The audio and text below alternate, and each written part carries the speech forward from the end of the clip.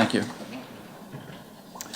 Well, I don't have to tell you that Colombia is a tragic country and also a wonderful country with amazing promise, unfulfilled promise, unfortunately, very rich in resources, enormous biological diversity, no nearby external enemies, has every possibility to become flourishing and productive society. But it has been plagued with extraordinary violence and terror. At last, there do seem to be some signs of possible internal reconciliation. I'm thinking about the negotiations underway in Havana, and one can only hope that the prospects will not be sacrificed, that bitter hatreds and fears, which are understandable enough, can be brought under control, and that an atmosphere of tolerance and mutual respect can be cultivated despite the shocking recent history of depravity and destruction. My own first visit to Colombia was 15 years ago. I was part of an Amnesty International delegation. That year, Amnesty International selected as its task for the year protection of human rights defenders. And the first country they went to, understandably, was Colombia, which had absolutely the worst record by far in failure to protect human rights defenders. As we landed, the news reported attempted assassination of a legislator by a bazooka in Bogota. She survived. Her bodyguards were killed. As we left, a law student, an American law student who had been with us, went into hiding because he had gone to visit a village with some human rights activists to talk to a victim of government paramilitary repression. And he had witnessed an assassination which made him a marked man. So he had to go into hiding, and by various means we managed to sneak him out of the country. I met some remarkable people, among them Father Javier Giraldo, who you know, he's an astonishing record in discovering, revealing, and forcing investigation of major human rights atrocities. His book, Colombia, A Genocidal Democracy, is indispensable. And I met other priests, human rights activists engaged in various activities like trying to carve out zones of peace free of terror, paramilitary, military terror, overwhelming the majority of the terror at the time. I also managed to meet the president of the Colombian Permanent Committee on Human Rights, the distinguished diplomat Alfredo Vázquez Carrizosa. We visited him in his heavily guarded home, bodyguards all over, high security, often threatened with death. I'll return to his account of the roots of the modern terror last 50 years.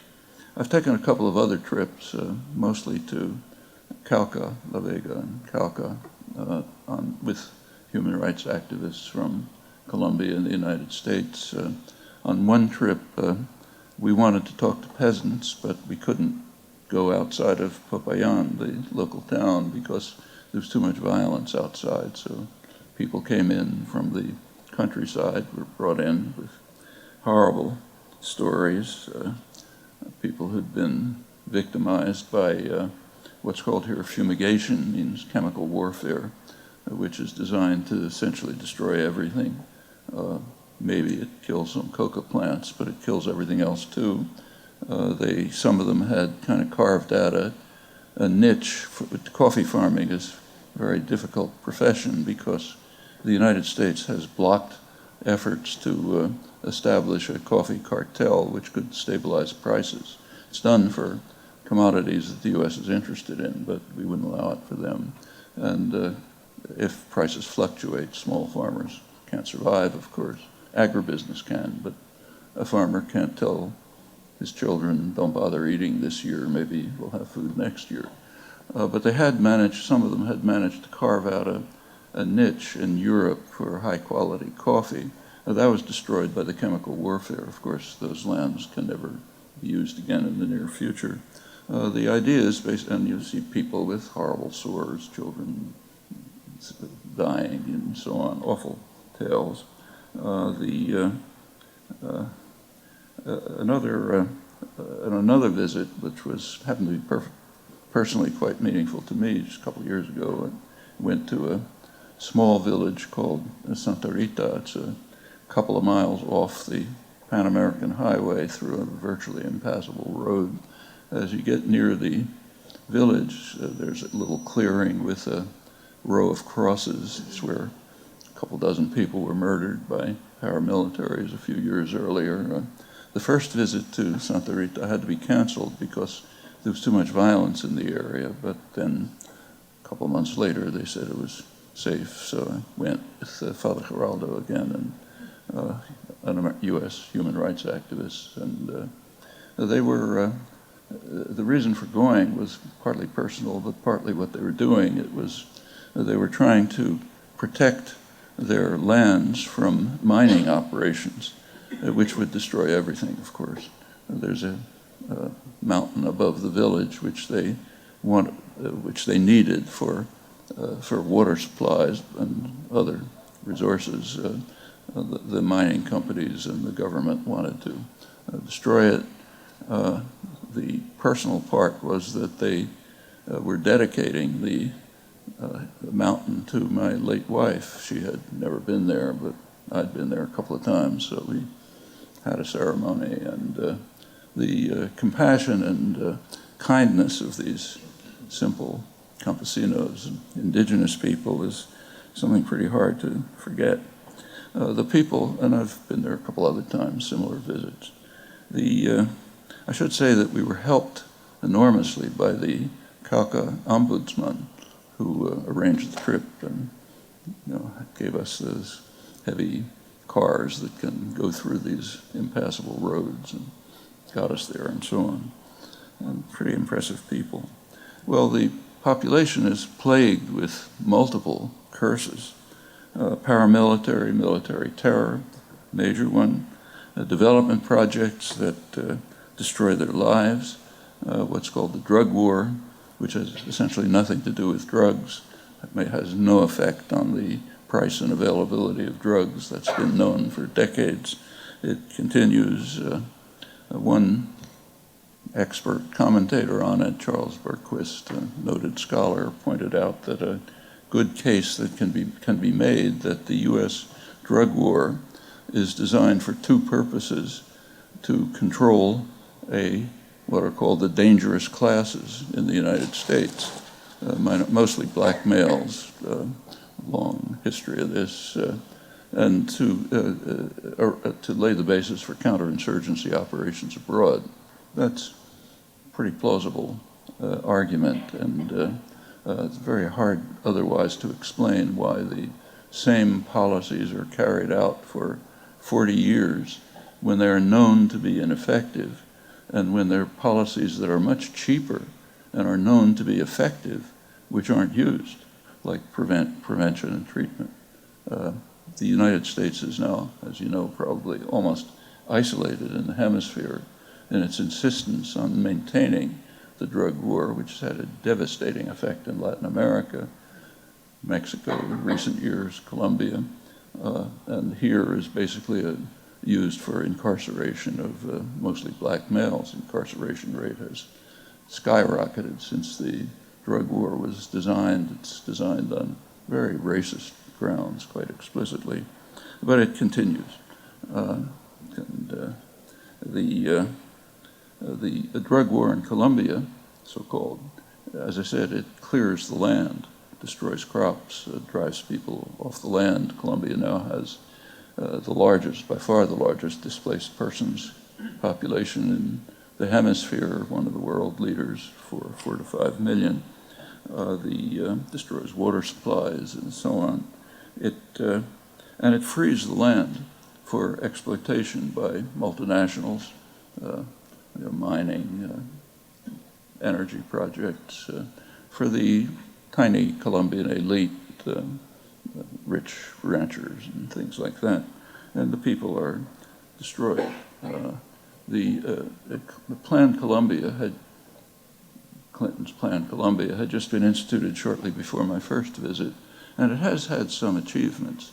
One of its main achievements is to convert FARC, the main guerrilla group, from a peasant-based guerrilla movement, which had some kinds of social policies and a fair amount of appeal in the peasantry, converted them from that to just another terrorist army preying on the population. So now the campesinos, indigenous Afro-Colombians, fear all of them equally. They're all terrorist armies. That's a great achievement of Clinton's militarization of the conflict. Colombia's very violent history goes back a long time. You know all about that. But a new era, important new era, did open in the early 1960s, and it was part of a much broader phenomenon. John F. Kennedy, in 1962, changed the mission of the Latin American military from hemispheric defense to internal security. Hemispheric defense was a meaningless holdover from World War II, but internal security is not meaningless. That's a term that means war against the population. And the effects of that were immediate. They're described by Charles Machling. He was the counterinsurgency, he led U.S. counterinsurgency and internal defense planning under Kennedy and Johnson. And what he says is Kennedy's 1962 decision shifted U.S. policy from toleration of the rapacity and cruelty of the Latin American military to direct complicity in their crimes, to U.S. support for the methods of Heinrich Himmler's extermination squads. That's the chief of counterinsurgency and internal defense planning. The effects in Colombia were immediate.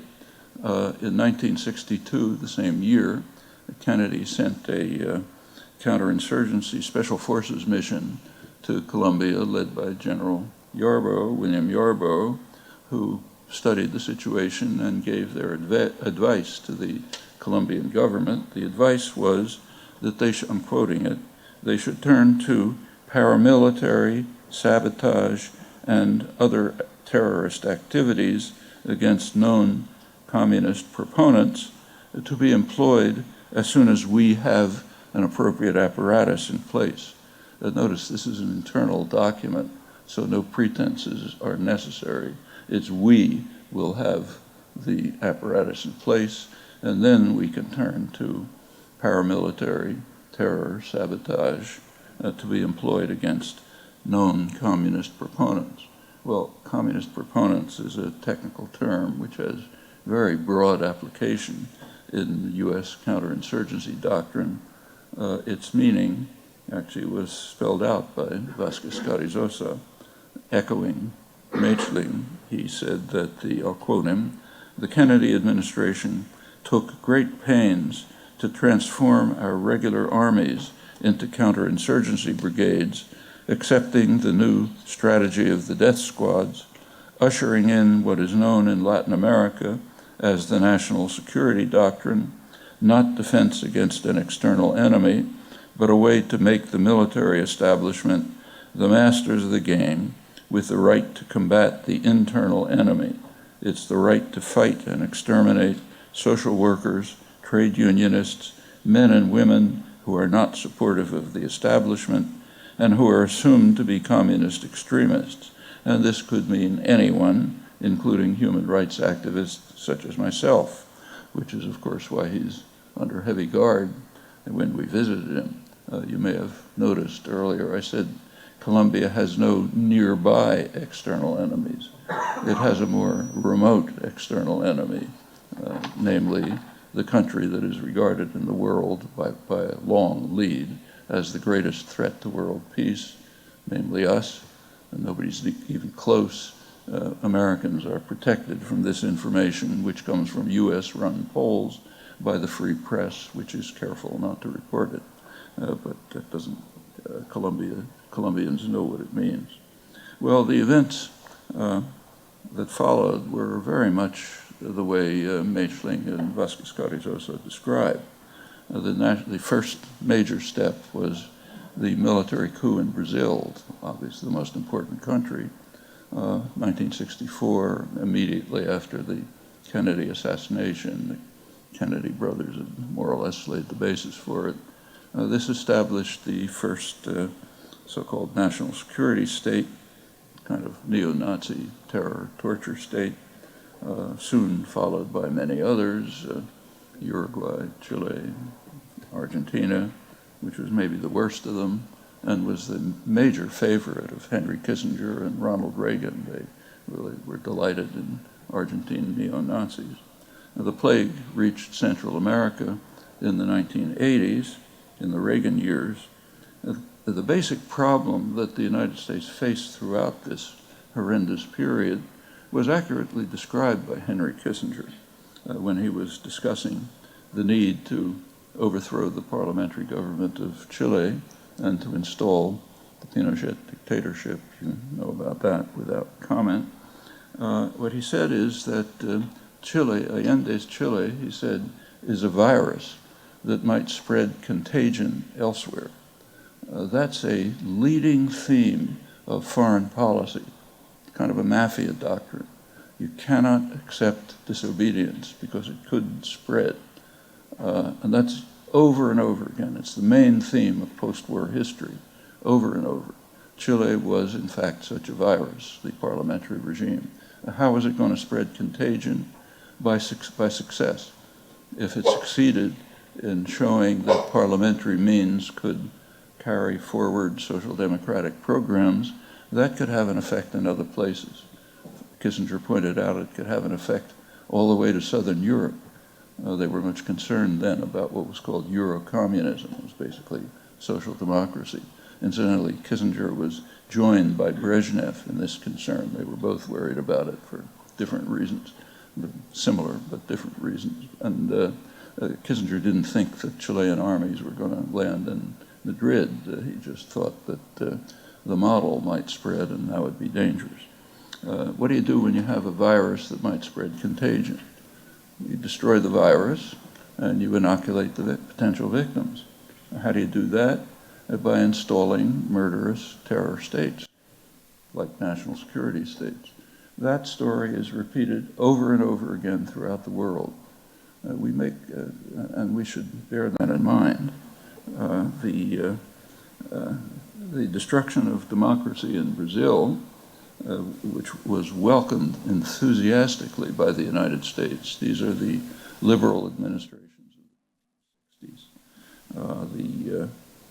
It was called a democratic rebellion, a great victory for the free world, which prevented a total loss to the West of all South American republics by the virus contagion effect, sometimes called the domino effect. They also added, it should incidentally create a greatly improved climate for private investments, not a small point. It was the single most decisive victory of freedom in the mid-20th century. That's the US ambassador to Brazil, Lincoln Gordon, called it one of the main turning points in world history in this period. He went on to become the president of Johns Hopkins University. As an aside, it's worth mentioning that Gordon is quite right in referring to a turning point in world history. We make a serious analytic error if we concentrate on one region. We become experts on Chile or on Cuba or on Vietnam and so on. That overlooks the fact that the problem is right here. same thing is happening everywhere, but the problem's here. And we deflect attention away from possible understanding when we adopt the line of the doctrinal system, which says, look over there, but don't look here. And this is a perfect example of it. What was happening in Latin America was happening very much the same way in Southeast Asia at the time, early 60s. Vietnam was regarded as a virus that might spread contagion. And what do you do with the virus? You destroy it, you defend potential victims by installing murderous military dictatorships, which is exactly what was done in Southeast Asia at the same time it was done in Latin America, and for the same reasons. The most important of them, if you look at U.S. planning, was Indonesia. It's rich resources, and they were threatened. It was threatened by democracy at the time. There was some democratic openings. The U.S. was worried about it. This was taken care of in 1965 when there was a military coup, Suharto coup, supported by the United States, which killed the virus in Indonesia. It killed hundreds of thousands of people, mostly landless peasants, opened the country up to exploitation, just as in Latin America, where the greatly improved climate for private investments. Indonesia, same as Latin America. What happened at that time was well understood. It was described pretty accurately. So if you take, say, the New York Times, it described it as a staggering mass slaughter, which was a gleam of light in Asia. Why was it a gleam of light in Asia? Well, killed off a couple 100,000 peasants, destroyed the only political party, the party of the poor, killed the threat of democracy, opened up the country for Western exploitation, made it very clear that there would be no contagion effect from Vietnam. And in fact, by that time, Vietnam had been practically destroyed. In retrospect, a couple of years later, the National Security Advisor for Kennedy and Johnson, McGeorge Bundy, reflected that it might have been a good idea to stop the war in Vietnam in 1965. He didn't use these words, but the reason was the virus was destroyed, the potential victims were protected from contagion by this staggering mass slaughter and monstrous atrocities, so it was kind of useless to continue with the war. It's commonly said here that, and everywhere, that the United States lost the war in Vietnam. That's a mistake. If you look at it's a very open society. We have internal documents. We know what the planning was. You go back to the early 50s, when the war really began, the concern was the virus contagion effect, and that was overcome. It's true that the U.S. didn't achieve its maximal objectives, like they didn't turn Vietnam into the Philippines, but it achieved its major objectives. Great power usually does, rarely suffers a defeat. Well, that's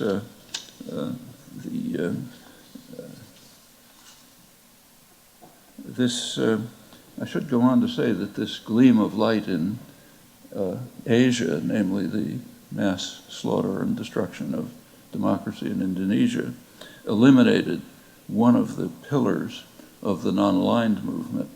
The hated non-aligned movement was regarded by U.S. policymakers as practically the same as Nazis. Indonesia was one pillar of it. That was eliminated in 1965. Another pillar was Egypt. That was eliminated in 1967 with Israel's destruction of Nasser's army. And in fact, U.S.-Israeli relations, which are unique in world affairs, were established in their current form right at that time. Israel had performed a major service to the United States and its Saudi Arabian ally, and it was of world historical significance, eliminating another major part of the non-aligned movement.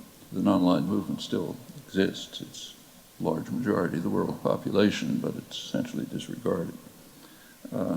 Well, as I mentioned, the plague reached Central America in the 1980s, That was Ronald Reagan's war on terror. Reagan came into office declaring that a war on terror would be the centerpiece of U.S. policy. Terror, he said, is the plague of the modern age, return to barbarism in our time, all sorts of inflated rhetoric. The war on terror characteristically instantly turned into a major terrorist war. The main victim was Central America, but went on to Southern Africa, the Middle East, and elsewhere. In Central America, hundreds of thousands of people were slaughtered, every imaginable form of torture and horror. The worst atrocities were in Guatemala. Guatemala, of course, had been a horror chamber ever since the U.S. overthrew its democratic government in 1954, but it escalated quite sharply in the early 80s with a virtually genocidal attack on the Mayan highlands population. Reagan, to his dismay, was inhibited from participating directly in that. It was carried out by Rios Montt, a man he greatly admired, said a firm lover of democracy and so on. But Congress had passed restrictions on direct U.S. involvement.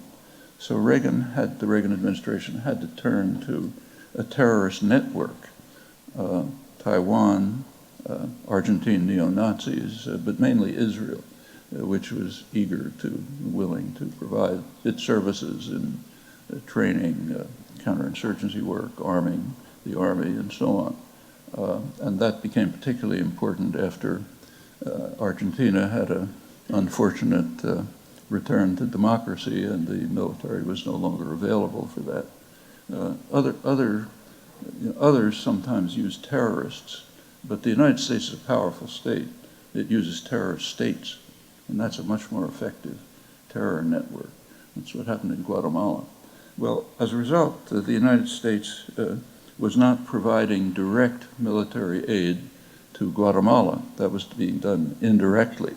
We arm Israel, they provide the arms to Guatemala. But because of this, El Salvador was the leading recipient of U.S. military aid and one of the main centers of major atrocities. About 70,000 people killed, almost all by the U.S. armed and trained security forces. Horrible story in itself. Well, what was going on in this period is well understood by American scholarship.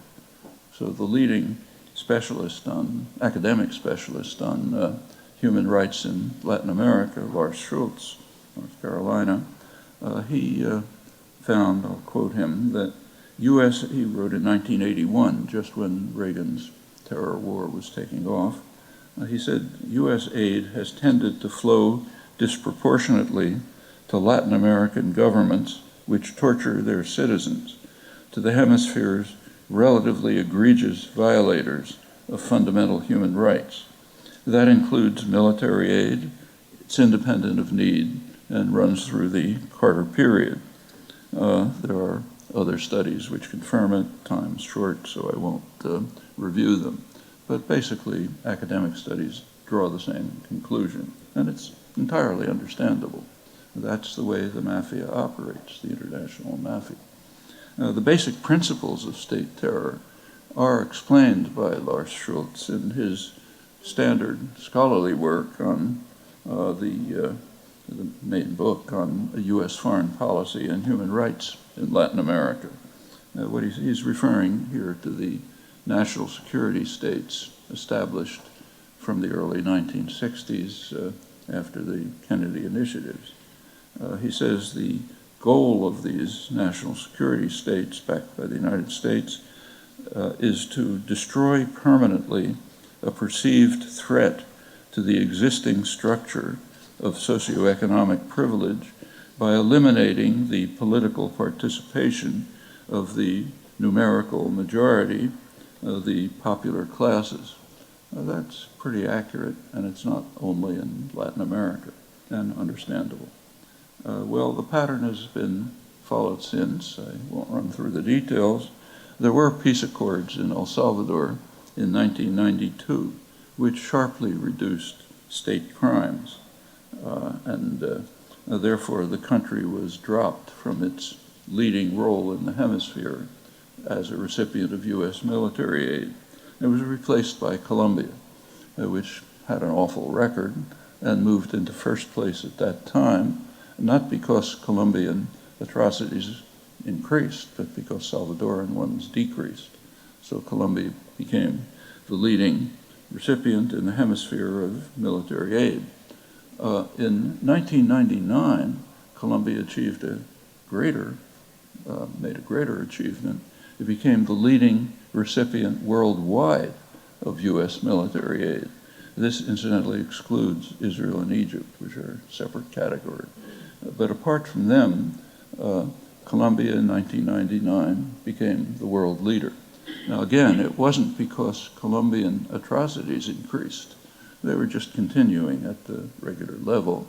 But what happened is that the previous champion, Turkey, its atrocities declined.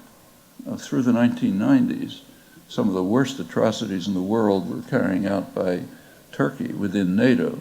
It was carrying out a massive attack against its Kurdish population. Tens of thousands of people murdered, thousands of towns and villages destroyed, probably millions of refugees, again, every imaginable form of torture.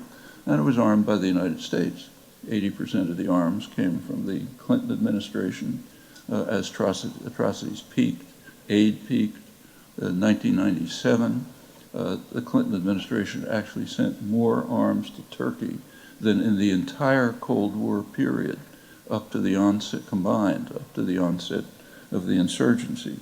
So again, the press was kind enough to spare Americans the story. If you worked, you could figure it out. Plenty of evidence in human rights reports and elsewhere. 1999, the Turkish counterinsurgency operations had basically succeeded.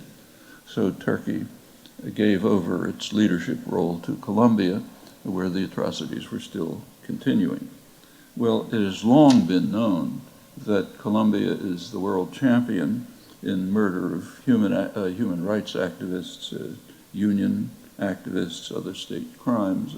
Some of the years, 10 years ago, roughly that period, Colombia actually killed more union activists than the rest of the world combined. It's quite significant. Earlier estimates of civilians killed by the paramilitaries, and the paramilitaries means the military, they're very close interaction. The earlier estimates were about 30,000. A couple of years ago, that estimate was changed.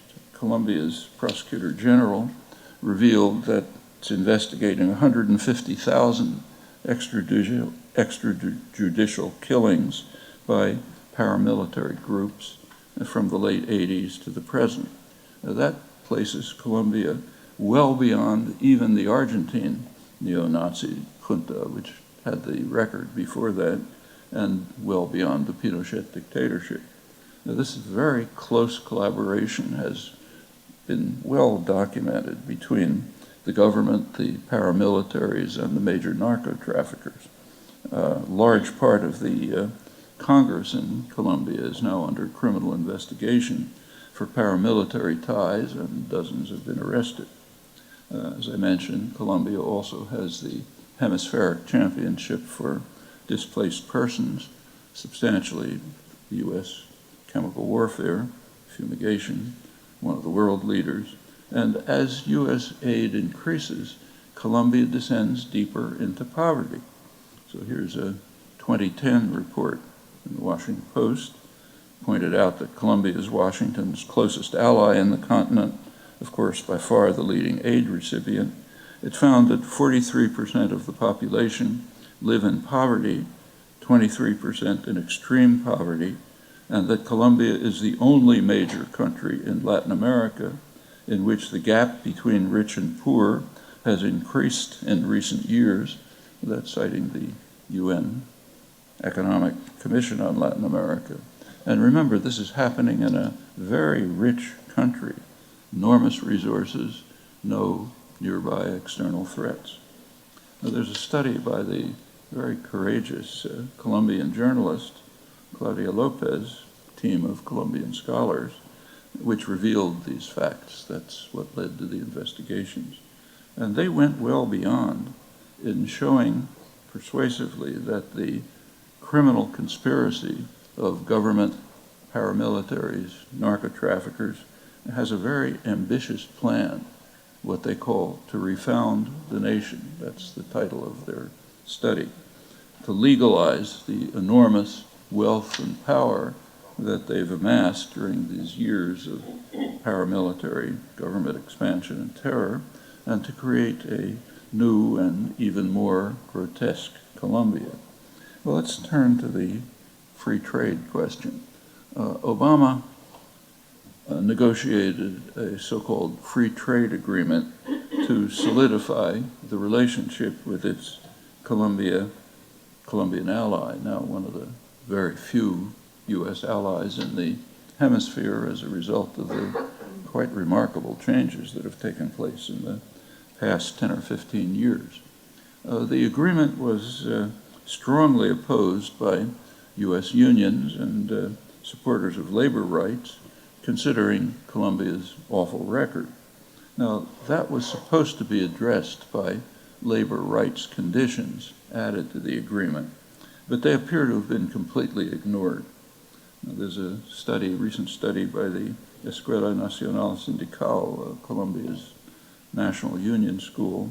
It showed that almost nothing has changed.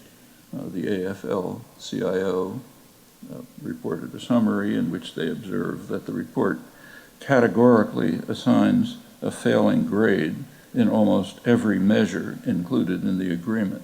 That's incidentally normal in so-called free trade agreements. Notice I say so-called. I'll come back to that in a moment. They're not free trade agreements. There's actually a pretty dramatic illustration that was given by a Human Rights Watch report last year on a port town, Buenaventura, which was supposed to be what was called a model city for the wonders of free trade. What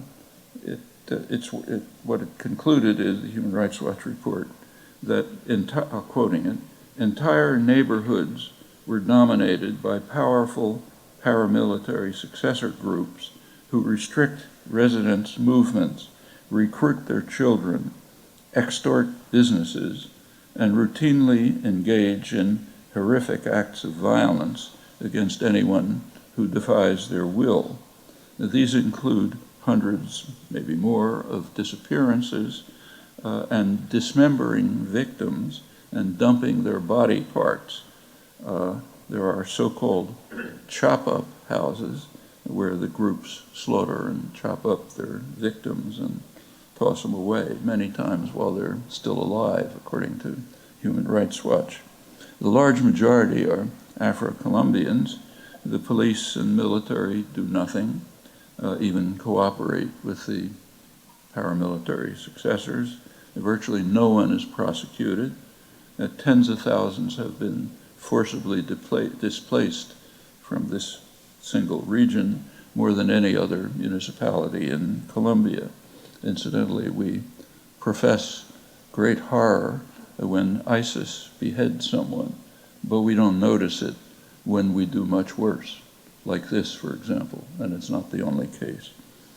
Dan Kavalek, who's a very close, careful observer of Colombia, adds that the violence in Buenaventura is largely being spurred on by paramilitary groups fighting over control of the lucrative ports, which were built to accommodate the increased trade brought about by the free trade agreement. That's one of the consequences of the agreement. And that raises a question about one of the topics I was asked to talk about, impact of free market policies. I assume what was meant is the free trade agreements like NAFTA and others, or the massive TPP, which is now being negotiated by Obama and a dozen other countries. It's claimed that it's negotiated in secret, which is not quite accurate. It's not secret from the hundreds of corporate lawyers and lobbyists who are writing the detailed the details of it. It's only secret from the population, who is not supposed to understand about things like this. That's why it has to be kept on fast track. That's considered a great desideratum. And these are pretty curious creatures, these free trade agreements. So take, say, NAFTA, which is the model for others, North American Free Trade Agreement. The only accurate terms in the title are North American. It does concern North America, Mexico, Canada, and the United States. But beyond that, it has nothing to do with free trade. And it's certainly not an agreement. But at least if populations are part of their countries, it's not an agreement, because the populations were opposed. We know that in the US and Canada from extensive polling, probably was the same in Mexico. It's certainly not free trade. In fact, it has very extensive protectionist elements, very high, an unprecedented patent regime called intellectual property, nothing like it in history, which is designed to ensure massive pharmaceutical company profits by extreme degree of protectionism. Much of it is investor rights agreements, nothing to do with trade. In fact, even the part that is called trade has very little to do with trade. So it's pointed out, with great enthusiasm, that trade between Mexico and the United States increased. Economists call it trade. But is it trade? I mean, suppose in the old Soviet Union, parts were made in Leningrad and sent to Warsaw for assembly and then sold in Moscow. We wouldn't call that trade, cross borders, but it's within a single command economy. And exactly the same is true when General Motors has parts made in Indiana, sends them to Mexico to be assembled, and sells the cars in Los Angeles. That's transactions internal to a command economy. And it's not small. The corporations are tyrannies. They don't tell us what they're doing. But there are studies, and it's estimated maybe 50% of so-called trade between Mexico and the United States is internal to command economies.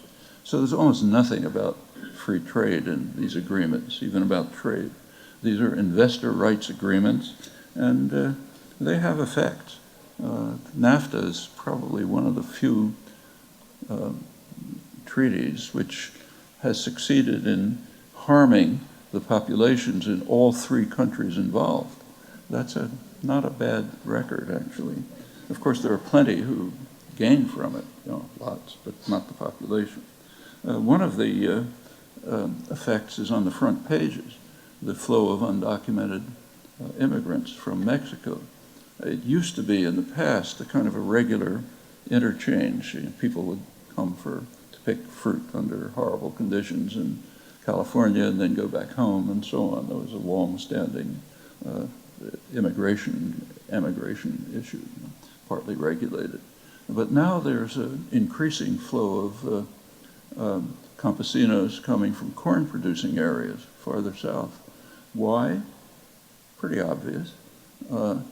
Mexican campesinos can be highly efficient, but they can't compete with U.S. agribusiness, which is furthermore highly subsidized in what we call a free market economy. So it has the natural effect, flow of immigrants, then we worry about this. Others coming from, say, the highlands in Guatemala, we worry about that. They're fleeing from what's left of the destruction. Well, this continues. Studies undertaken under NAFTA rules, incidentally, show that NAFTA has been very effective in undermining labor organizing in the United States. The number of illegal employer actions to break up strikes apparently increased by about 50%, with things like if there's an organizing effort in some plant, employers can put up a sign saying, transfer operation to Mexico. And of course, people don't want to lose their jobs, so the organizing effort stops. And that's illegal, but when there's a criminal state, it makes no difference. The laws just aren't applied. They're applied to poor kids in downtown Boston, a black kid with a joint in his pocket, but not applied to a corporation which is breaking up union union efforts, and so on. I won't go through the details, but just finish by adding that there are many illusions about so-called free trade and free markets, and they have to be carefully analyzed and dismantled before you discuss the impact of policies that claim to be based on these principles. If you look at those principles over the last centuries, you discover some great striking regularities. They have typically been reshaped to protect the rich and powerful from the ravages of markets, while leaving the more vulnerable free to suffer from their harmful effects. That's a staple of economic history, and it plays out in the current agreements. I'll stop there.